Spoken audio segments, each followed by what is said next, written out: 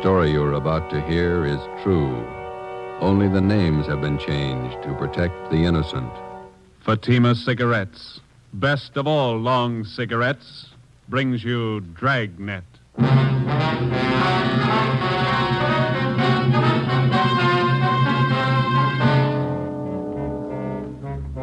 You're a detective sergeant. You're assigned to homicide detail. A notorious hoodlum in your city has been shot to death. A gang war is threatened if his followers seek revenge. Your job, find the killers. If you want a long cigarette, smoke the best of all long cigarettes. Smoke king-size Fatima. Fatima is the long cigarette which contains the finest Turkish and domestic tobaccos superbly blended to make Fatima extra mild. And that's why Fatima has a much different, much better flavor and aroma than any other long cigarette. That's why Fatima has more than doubled its smokers coast to coast. So enjoy Fatima, the best of all long cigarettes. It's wise to smoke extra mild. Fatima. It's wise to smoke extra mild Fatima.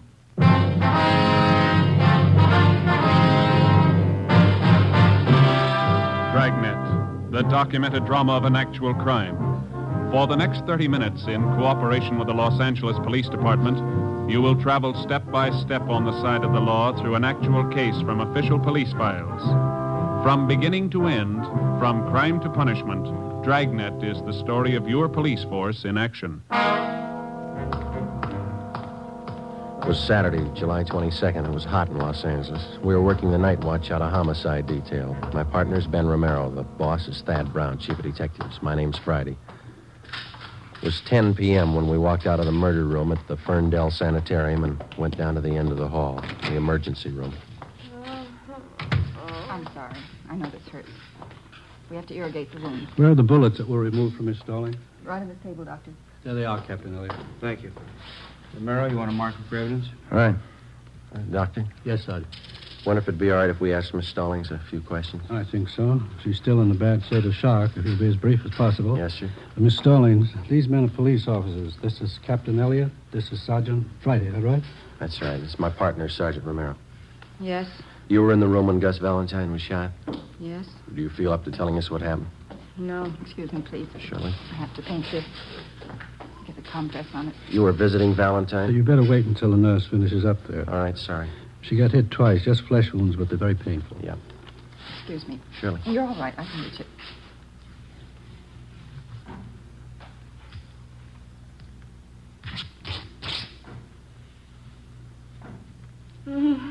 There. All right. You were in the room when Valentine was shot? Yes, I saw it. Did you get a look at the men that did the shooting? I don't remember. Could you describe them? I don't know. You sure you're feeling up to talking now? I don't know. You any idea who the men were? No. Maybe we can talk to you later. I don't care what you do. I don't care what you do. You hear me? You hear me? Nervous shock. I'm sorry. We didn't mean to upset her. You didn't. Thought maybe she might be able to help you a little, but I guess not. Better make it sometime tomorrow morning. She'll be all right then. Okay, thanks. I don't know if I saw him. I don't know if I saw him. How should I know if I saw him? How should I know? Let's go. That's too bad. Better have an ambulance move her up to county hospital. I don't think you should try to move her tonight. She needs a rest. All right, we'll have a detail of men stand watch here till she's moved. What time tomorrow could we see her? If you can make it close to noon, it'd be better. Good rest, she'll be all right. Better let me give you a ring. Right. Could you give us her full name and address? Yes, I have it right here. It's Ida Mae Stallings, 837 Donohue Street, Linwood. All right, thank you. Anybody else here in the sanitarium see the shooting? Well, I saw the man. I couldn't describe them, just their backs as they ran down the hall after the shooting. How were they built, do you remember? About average, I'd say. Hard to tell. How are they dressed? Well, one of them was wearing a hat. Looked like some kind of summer hat. Straw? No, it was one of those, what am I trying to say? You know the kind. Was it an open weave hat? Very common in the summer. You mean a Panama? Panama, sure, that was it. White.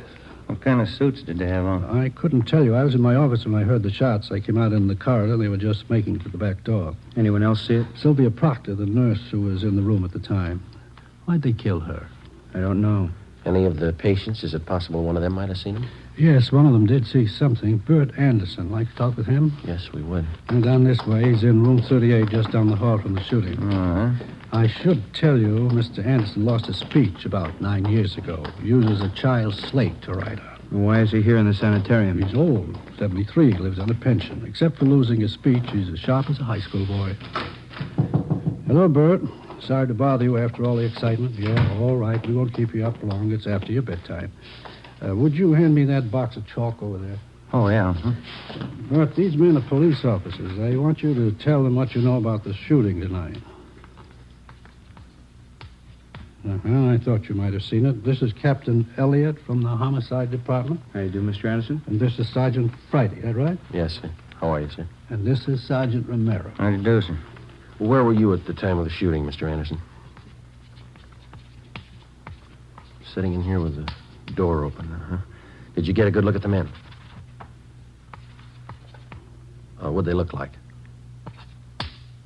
Question mark. I don't think he understands what you want to know. Yes, that's a trouble.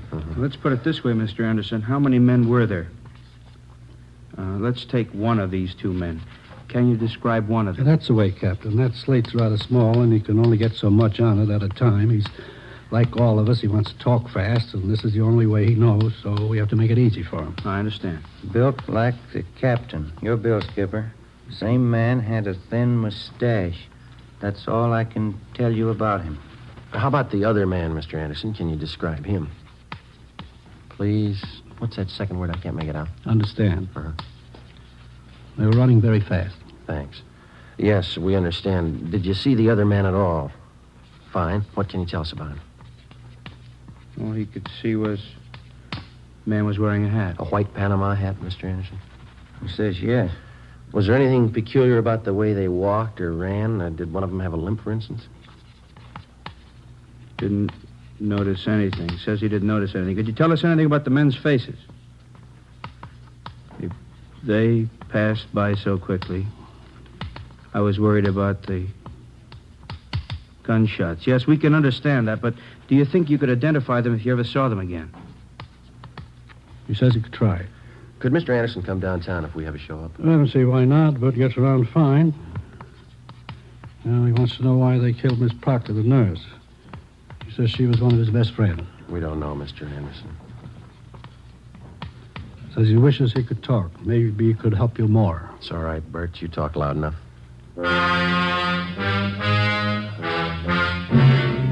Monday, July 24th, a roundup of all known racketeers and their gang members was ordered by the chief of detectives. 3 show-ups were scheduled, one at 10 a.m., one at 2, and another one at 3 p.m. The witnesses that we had were unable to identify any of the men. The incomplete descriptions we had of the suspects was not enough to help the artist in the crime lab to build a composite picture of the killers. No matter what approach we took, it seemed that we were getting nowhere. The immediate apprehension of the killers was not only important because of their danger to the private citizen, but because of the ever-present threat of an open shooting war between Gus Valentine's followers and members of the murder gang, whoever they were. 3:15 p.m. I got it. Homicide, Romero. Oh, Yelly. All right, thank you. Crime lab. They make a run on those slugs you got at the hospital? Yeah, no match. Oh, that's great. How fouled up can it get? Yeah. Hi. Come on, Slow-Mo. I'm with you. Hi, Rambo. Cromwell's message here to call you why. Well, yeah, I better do it right away. Just so the skipper told Starmy me to work with you guys on the Valentine thing. We can use all the help we can get. Joe, you slide the phone over? Oh, yeah, here you go.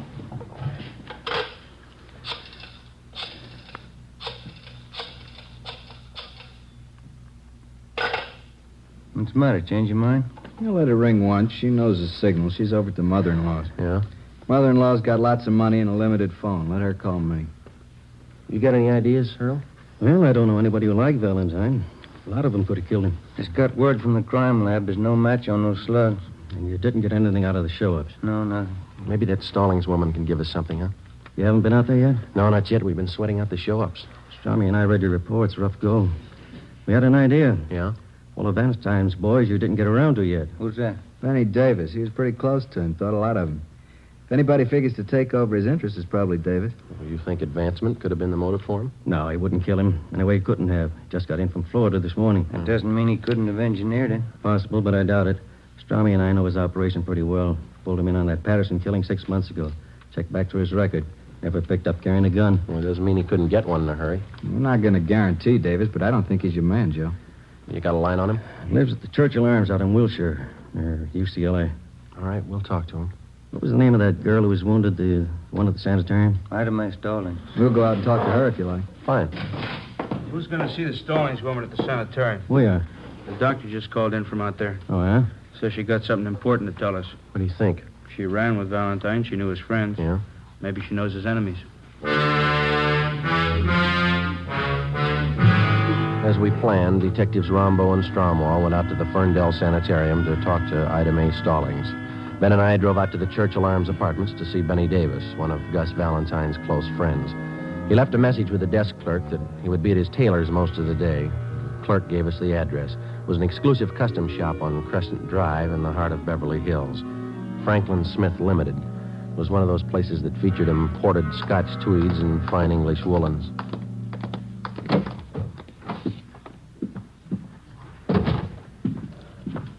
Good afternoon, gentlemen. May I serve you? Could you tell us if Benny Davis is in here? Mr. Davis. Yes, sir. Third fitting room. To the rear, on your left. Thank you. Come on. Look at that brown cloth over there, Joe. Yeah, that's Donegal tweed. That's nice fabric. I had me one of them once. Wears like iron. Oh, yes, this blue pinstripe certainly fits a great deal better than the brown one. You turn round. Yes, excellent fit. Yeah, looks fine. I don't know if I like that right shoulder. Looks a little low, Mr. Davis. Excuse me? This fitting room's taken, gentlemen. Benny Davis in here.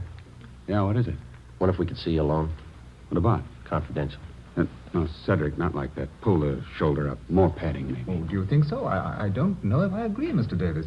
Well, you can see how it slopes off there. I like a good full shoulder. Well, you've got a good full cut here. Of course, too much padding is going to ruin the line of the jacket. I'd like more padding. Yeah, very well. A number 2 pad in the right shoulder and ease the armholes. Number 2 pad, right shoulder, ease armholes.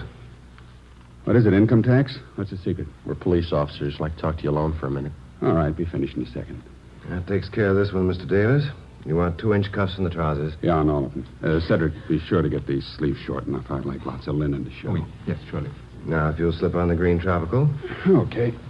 I'll take your jacket. Thanks. Hey, want to tell me what it's all about? Rather talk to you alone. Here are the trousers. Okay. Good-looking suit, huh? Fine. Yeah, get all my stuff made here. I'll let Smith here make you a suit sometime. Got a fine suit of clothes. Yeah. Thank you, Mr. Davis. Is your jacket, Mr. Davis? Right. That looks fine. Yes, the trousers are just right. A little fullness in the back of the jacket here. Uh-huh.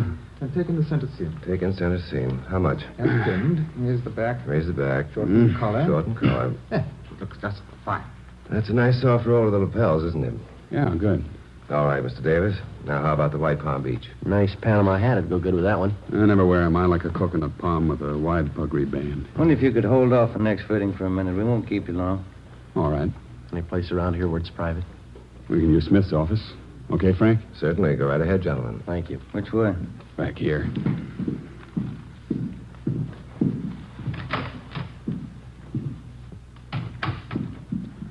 Okay, what's on your mind? Gus Valentine. Yeah, that's a tough one to lose. You got any idea who killed him? We're working on it. How do you mean? Just that. Well, that makes us even. There's only one difference. Yeah? We get paid for it. You don't. We thought a lot more of Gus than you did. Any law against striking down the killers? The law against shooting him down. Tell that to the boys who cut down Gus. I don't think you can get to him without us. We've done it before. You're a little late with Gus. We tried to keep him alive. We warned him for a month. He knew what was coming. We talked to him. Yeah, he told me. Funny guy. He had a mind of his own. He had a reason for not telling you. What was it? When we get there, we can ask him. You think you know who did it? Won't be too tough to find out. Meantime, you can work it from your end. And if you get to him first? Maybe we'll give you a call. Now, you listen, Davis. I'll tell you the same thing we told Valentine. It's not open season for murder. This town's had all the shooting it's going to have. Valentine's killer's going to go to the gas chamber. That's the only way he's going to go. You understand? Nobody said any different. All right. And you can tell us what you know. Who do you think shot Valentine? I can't be sure. You've got somebody in mind.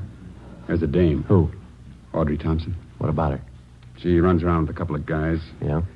There's never any love lost between them and Gus. They were always talking big about what they'd do if Gus got on the line. What'd they have against him? Business claimed Gus was squeezing them out. Was he? I never knew much about Gus's out-of-town business. That's where these guys are from. They're new in town. Figured Gus was cutting them off out here on the coast. Who are they? Shaker Brothers. Bud and Carl. Where can we find them? I don't know. They're in town somewhere. What about this Audrey Thompson? Nice dame. Hard to figure. Husband died a year ago. Real nice woman. Been doing the town with the Shaker boys. Nobody can figure it. You think she's in on it? No, but she could finger him if anybody could. Lives at 8700 North Serrano. All right, Davis, thanks. What's the new wardrobe for? Going east to catch the new Broadway shows leaving Wednesday. Better hold off for a week, huh? All right. Come on, Ben.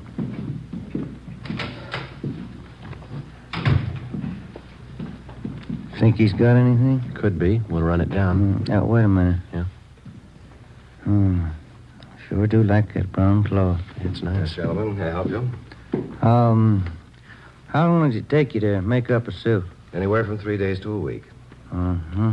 You interested in having us make one up for you? Yeah. Yeah, how do they run? Prices start from $175 and up. This Donegal tweed here makes up for $250. Oh. Well, I guess not, thank you. Wears like iron.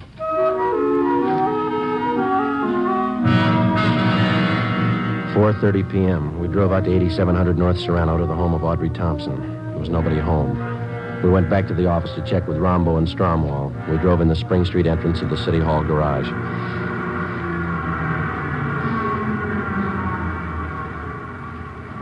There's Rombo and Strawman. They must have just got in. Hey, Rombo. Hi. How'd you make out? Stallings woman tell you anything? Well, we talked to her. Think maybe we got a lead. What's that? Girl around town by the name of Thompson. Audrey Thompson? Yeah, that's right. What'd she say about her? Said if anyone could put the finger on Valentine's killer, the Thompson girl could. Benny Davis told us the same thing. What do you think, Earl? 2 and 2 makes 4. Let's find her.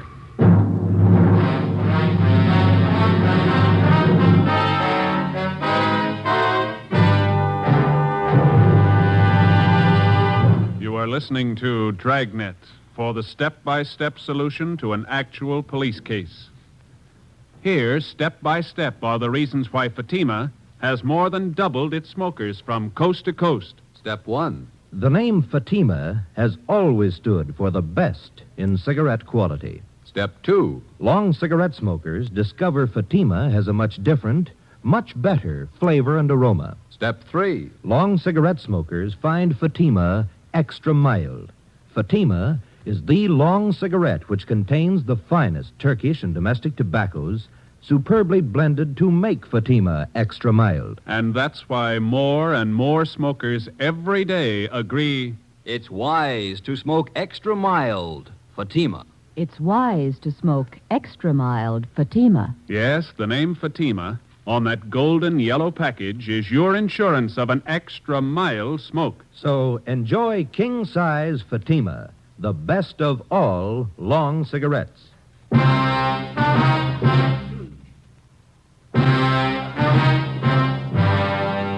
5 o'clock Monday afternoon. We tried for 3 hours to get in touch with Audrey Thompson. A few minutes after 8 p.m., we contacted her landlady. She told us that the Thompson girl was out of town and would be gone for 2 days. She didn't know where she'd gone, but she told us that she would be back. We checked her apartment and found all of her clothing and personal effects. A stakeout was placed at 8700 North Serrano, and then we went back to the office and got out a local broadcast on Audrey Thompson. Tuesday morning, 8 o'clock. Ben and I met with Captain Elliott, Detectives Rombo and Stromwall. You get a line on the Shaker brothers? Located them at the Eagle Towers apartments. Got them under surveillance. I don't think it'd be a good idea to pull them in yet. See what the Thompson girl has to say, then we can move on them. That's what we figured. Pull the packages on them? Yeah, they both got fair records. Been up on 3 raps, 1 conviction, second-degree robbery in Tulsa. That's where they're from. Couple of tough ones, always ready to use a gun. Apparently got a wad of dough somewhere. They've been throwing a lot of money around town. Pick up any rumbles about them? Well, we've been nosing around. We can't get anything on them for sure. They're not known around here. Shown the mug shots of the Shaker brothers to Mr. Anderson at the sanitarium. The doc, too. Yeah. Looks like the guys to them. Everything hinges on the Thompson girl. Check her out? Yeah, she used to be married to a newspaper man, Blaine Thompson. Died last year in an auto accident. No children.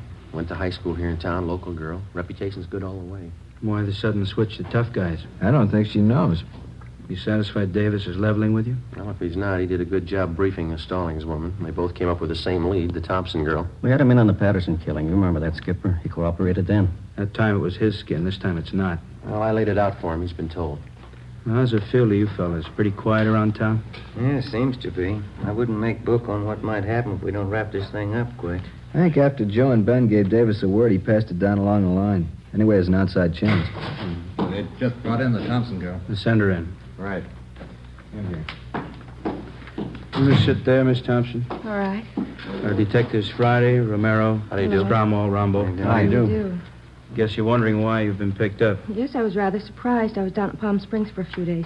I don't often get away. My boss gave me a 2-day holiday. What do you know about the Shaker brothers, Miss Thompson? They're friends of mine. I go out with them. We have reason to believe they might be mixed up in a murder. I don't believe that. What's this all about? The Gus Valentine killing. Do you think they're mixed up in that? How well do you know the Shaker boys? Well, to be truthful, I don't know them at all, really. I met them at a dance. Who introduced you? Nobody. I go to the Brookdale Ballroom every Wednesday night with some of the girls from the office. It's open to the public. Carl Shaker asked me for a dance one night, and that's how I met him. You ought to pick your companions a little more carefully. Both of these men have criminal records. I didn't know that. You've been out with them quite a lot, have you? I've known them a little over a month, yes. They ever said anything that might lead you to believe that they were mixed up in any rackets? No, I never heard anything like that. You're sure you never heard them discuss any business dealings of any kind? Yes, I'm sure. You've been seen in quite a few night spots around Los Angeles with them, is that right? Yes, they always take me to some nice place. You always go alone with them? How do you mean? Which one of them do you go with, Bud or Carl? Well, I never really thought about it. Both of them, I guess. When you go out, they never take another girl along the party. No, just Bud, Carl, and myself. You go to most of the expensive clubs around town, is that right? Yes, like I said, we always go to some nice place. Do you ever wonder where they got the money? Well, they told me they worked for one of the aircraft plants. I thought you told us they didn't discuss their business with you. Well, I didn't consider telling me where they worked was discussing business. Did you consider that an aircraft worker's salary wouldn't even handle the cover charge at most of the places they've been taking you? Well, no, I guess I was having too good a time to question it. You see, Miss Thompson, you could spend a great amount of time with people and not remember things about them. Now, you're sure you've told us everything you know about the Shaker brothers? Yes. All right, that's all. If you find out something you think we should know, we'd appreciate it if you'd give us a call. Well, I won't be knowing anything about them because I'm going to stop seeing them. I didn't know they had criminal records. That's entirely up to you. I think it's only fair to warn you that if you do have any information you're withholding, it liable you to persecution. I understand. And I'm not going out with them anymore. I wouldn't let them know you've talked with us. If they are the men we're looking for, it might put you in danger. I'm not afraid of it. Neither was Gus Valentine. For the next 10 days, Audrey Thompson, along with the Shaker brothers, was kept under close surveillance. It was obvious that she'd either lied to us or changed her mind. She continued going out with them. She was seen in all the important night spots around town. Thursday, August 9th, we met with Captain Elliott. Skipper, maybe we better pull the Thompson girl in again for questioning. Let's hold off for a few more days. I'm afraid if we bring her down here again, the Shaker brothers could get wise. Since she decided to ignore what we told her, they might get rough with her. Why can't we move on them? Shake down their apartment. If we're lucky enough to come up with a murder gun, we can work from there. I don't think so, Joe. The record and only one conviction. I think we'd be playing a long shot. That's the way it looks to me, Earl. Maybe something will break if we can hold out just a few days more. Yeah, being watched awful close. If they try to move in any direction, our men will be with them. Friday. Yeah. Can you step out here for a minute? Right. Excuse me. Sure. Come back when you're through. Yes, sir. Yeah. The lady out here to see you. Thanks. Mr. Friday, Hello, Miss Thompson. I didn't stop seeing the Shaker boys. Yes, we know. What you men told me a couple of weeks ago just made me sick. To think I'd been going out with these men, been seen with them. I've never done anything like that in my life. Yes, ma'am. I decided to try and find out what you wanted to know. You didn't ask him any leading questions. Oh, no, I knew better than that. Last night we were out and they had a little too much to drink and they got to talking. Yeah? I didn't say anything. I let them talk and acted interested. Yeah? I confess now, I'm terribly frightened. I spent the night with my sister-in-law.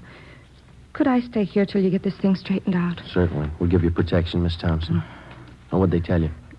First, they got to talking about some girl called Ida May. I didn't catch the last name. Said they wondered if she saw them at the sanitarium. Yeah? Said they wished they'd finished the job that night, whatever that meant. Then Bud said, I don't think she saw us or we'd have heard. Anything else? Yes, Carl said, did you see the look on Gus's face when we opened up? Then what? They laughed.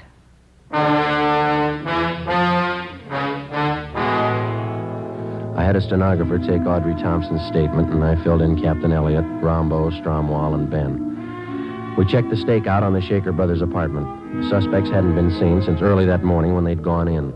Detectives Rombo and Stromwall, together with Ben and I, drove to the Eagle Towers apartments. It was 4:35 p.m.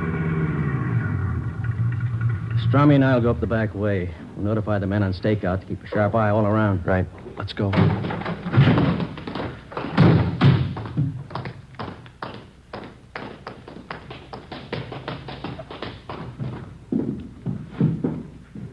Apartment 410 is the top floor. Yeah, let's take the elevator. Yeah.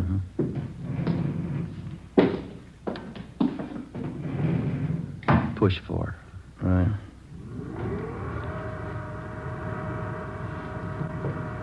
Just thinking. Yeah? That Thompson girl, long on nerve. It's this way. Here it is. Cover me. Yeah.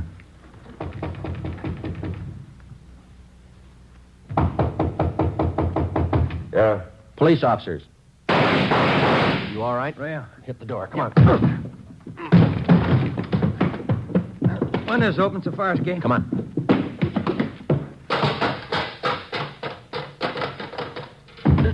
There they go over by the ventilator. Watch it.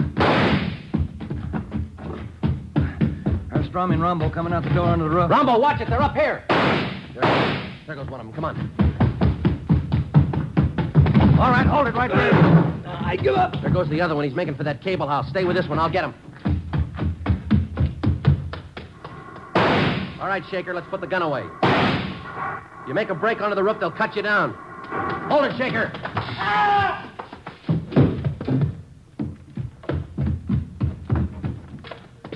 You all right, Joe? Yeah. Did you shoot him? No, he was trying to make it to the roof. He grabbed that hot terminal over there and knocked him cold. Oh, yeah. Move your foot, will you? Yeah. What's that? White Panama hat.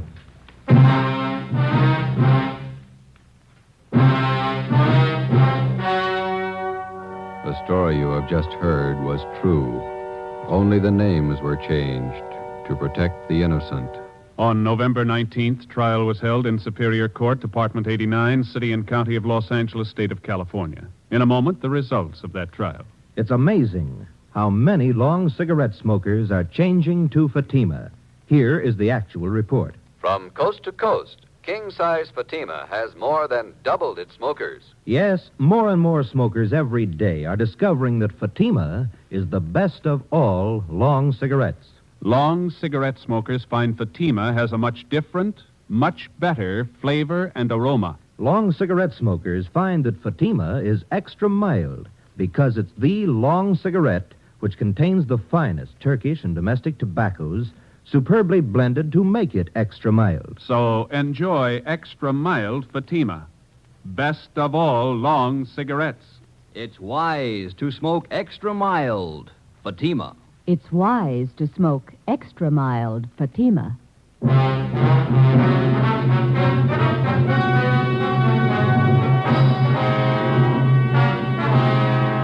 Adolph Bud Shaker and his brother Carl Shaker were tried and convicted of murder in the first degree. On recommendation of the jury, they received life sentences.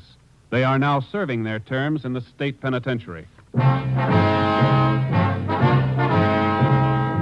You have just heard Dragnet, authentic cases from official police files. Technical advice for Dragnet comes from the Office of Chief of Police W.A. Wharton, Los Angeles Police Department.